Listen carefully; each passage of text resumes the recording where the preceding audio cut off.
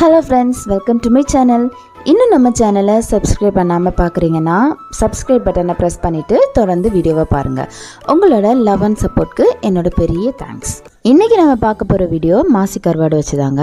இந்த மாசி கருவாடு ரொம்ப டேஸ்ட்டாக இருக்கும், சம்பல் மாதிரி செஞ்சு சாப்பிட்டா ஸ்மெல் இருக்காது, ரொம்பவே டேஸ்ட்டாக இருக்கும்லாம் சொல்லுவாங்க. நாங்கள் எங்கள் வீட்டில் ஃபஸ்ட் டைமாக இந்த மாசி கருவாடை ட்ரை பண்ண போகிறோம். எல்லா கருவாடு மாதிரி இந்த மாசி கருவாடு வந்து ஸ்மெல்லே இல்லைங்க. அதே போல் ரொம்பவே ஹார்டாக இருக்குது, கல் மாதிரி தான் இருக்குது, கை வச்சுலாம் உடைக்க முடியாது. இந்த சூரை மீனை தண்ணியில் வேக வச்சு மஞ்சள்லாம் போட்டு வேக வச்சு திருப்பி காய வைக்கிற ப்ராசஸ் தான் இந்த மாசி கருவாடு. இது வந்து ரொம்ப டேஸ்ட்டாக இருக்குன்னு சொல்லுவாங்க. ஸோ அதனால தான் நாங்கள் ட்ரை பண்ண போகிறோம். மாசி கருவாடு வச்சு நம்ம சூப்பரான ஒரு சைட் டிஷ் வந்து இப்போ ரெடி பண்ணலாம். முழுசாக இருக்கிற மாசி கருவாடை இடிக்கலை வச்சு இடித்து அதுக்கப்புறமா மிக்சியில் போட்டு நல்லா பவுடர் மாதிரி எடுத்துருக்கோம். நெக்ஸ்ட்டு நம்ம இந்த மாசி கருவாடு கூட நிறைய பொருட்கள் சேர்த்து ஒரு பொடி மாதிரி செஞ்சிடலாம். மாசி கருவாடு பொடி மாதிரி செஞ்சு வச்சுக்கலாம். நான் இங்கே ஒரு 200 கிராம் அளவுக்கு மாசி கருவாடு எடுத்திருக்கேன். அதுக்கு ஒரு 10 வரமிளகாய் சேர்த்துக்கிட்டிங்கன்னா நல்லாவே காரமாக இருக்கும். வத்தல் கூட கொஞ்சம் கருவேப்பிலையும் சேர்த்து நல்லா வறுத்து எடுத்துக்கலாம். ஒரு கை நிறைய சின்ன உள்ளி எடுத்துக்கலாம். ஒரு 2-3 பல் வெள்ளைப்பூடு, 2-3 மிளகு, ஒரு துண்டு இஞ்சி. இது அவ்வளோத்தையுமே நம்ம நல்லா அந்த ஈரப்பதம் இல்லாமல் நல்லா ட்ரையாக வறுத்து எடுத்துக்கலாம். அது கூடவே ஒரு அரை முறி தேங்காவையும் சேர்த்து நல்லா வறுத்து நல்லா ட்ரையாக பவுடர் மாதிரி நம்ம வறுத்து எடுத்துக்கலாம். வறுத்து வச்சிருக்கிற எல்லா இன்க்ரீடியன்ஸையும் நல்லா ஆற வச்சு அதுக்கப்புறமா மிக்சியில் போட்டு ஒரு அடித்து எடுத்துக்கலாம். அதுக்கப்புறமா அது கூட அந்த மாசி கருவாடு பொடி பண்ணி வச்சுருக்கோம்ல, அதையும் சேர்த்து நல்லா மிக்ஸ் பண்ணி எடுத்துக்கலாம்.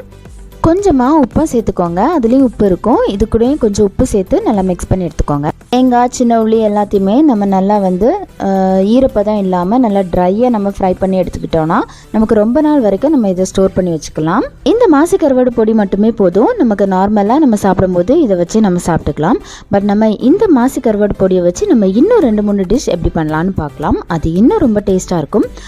ஒரு பேனில் கொஞ்சமாக தேங்காய் எண்ணெய் சேர்த்துக்கிட்டு பச்சை மிளகா, கருவேப்பிலை சேர்த்து நல்லா வதக்கி எடுத்துக்கலாம். அதுக்கப்புறமா பொடி பொடியாக நறுக்கின வெங்காயத்தையும் நல்லா வதக்கி எடுத்துக்கலாம். இது நல்லா வதங்கினதுக்கப்புறமா கொஞ்சமாக தக்காளியும் சேர்த்து நல்லா வதக்கி எடுத்துக்கலாம். தக்காளி வெங்காயம் நல்லா வதங்கினதுக்கப்புறமா நம்ம ப்ரிப்பேர் பண்ணி வச்சுருக்கிற மாசி கருவாடு பொடியும் இது கூட சேர்த்துக்கலாம்.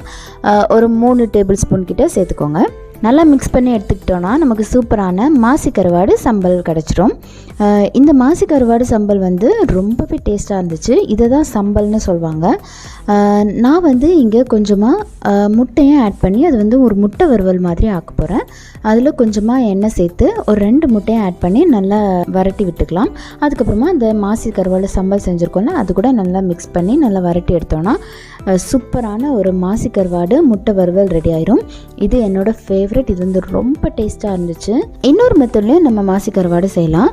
தேங்காய், வெங்காயம் எதுவுமே சேர்க்காம வெறும் மாசி கருவாடை மட்டும் பொடி செஞ்சு வச்சுக்கிட்டு இந்த மாதிரி தக்காளி, வெங்காயம்லாம் வதக்கிட்டு மாசி கருவாடு பொடி சேர்த்துக்கிட்டு அது கூட கொஞ்சமாக துருவின தேங்காயையும் நல்லா போட்டு நம்ம வறுத்து எடுத்தோன்னா அதுவும் ஒரு டிஃப்ரெண்ட்டான டேஸ்ட்டாக இருக்கும். பொடியாக நறுக்கி வச்சுருக்க வெங்காயத்தை கூட நம்ம ப்ரிப்பேர் பண்ணி வச்சுருக்க மாசி கருவாடு பொடி ஒரு 2 ஸ்பூன் ஆட் பண்ணி நல்லா மிக்ஸ் பண்ணி எடுத்துக்கிட்டோன்னா இது வந்து பழைய கஞ்சிக்கு ஒரு சூப்பரான டிஷ்ஷாக இருக்குது. பழைய கஞ்சி கூட இதை மிக்ஸ் பண்ணி நம்ம சாப்பிடும்போது ரொம்பவே டேஸ்ட்டாக இருந்துச்சு. இட்லி பொடிக்கு பதிலாக நம்ம இந்த மாசி கருவாடு பொடியை தோசையில் தூவி எண்ணெய் சேர்த்து நம்ம இதை வந்து சாப்பிட்லாம்.